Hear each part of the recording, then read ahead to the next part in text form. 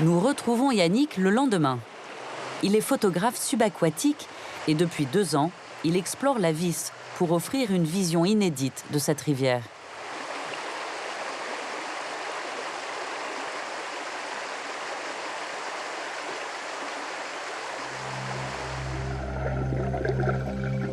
Sous l'eau, un autre monde se révèle.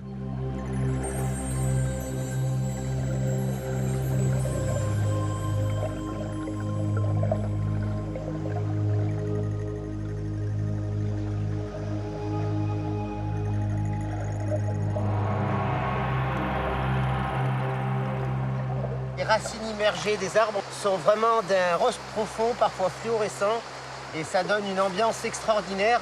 C'est vraiment quelque chose d'exceptionnel, de magnifique, ces racines-là.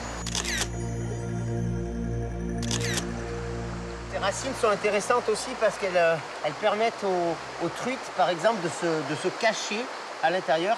Et c'est également des zones d'alimentation pour une bonne partie de la biodiversité aquatique. Les petits invertébrés vont se nourrir un petit peu dans les feuilles qu'on trouve dans les enchevêtrements de racines.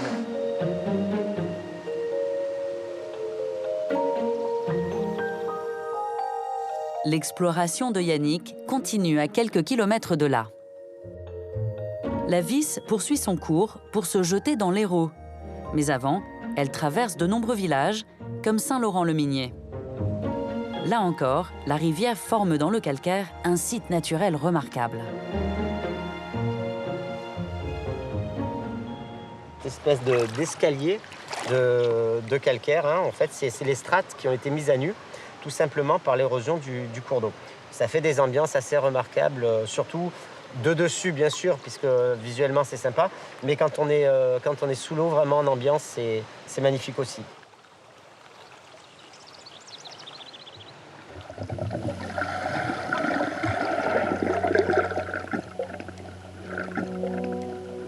Ça donne un décor un petit peu de canyon où on est pris dans ces dalles et on se balade à travers.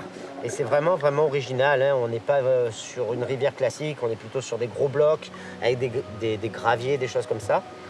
Et là, vraiment, on a un paysage assez sublime qu'on retrouve très peu ailleurs.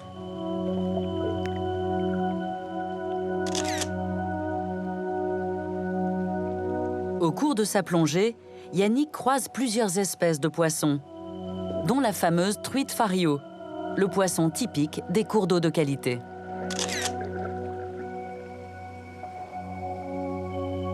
Plus loin, c'est un spécimen plus difficile à observer qui apparaît entre les dalles. On va trouver de particulier dans la Vis aussi le barbeau méridional. Le barbeau méridional ne se trouve que dans certaines rivières dans le sud de la France. C'est une espèce qui est de toute façon, de par sa distribution, relativement rare. Et on a la chance d'en avoir sur la Vis, quoi.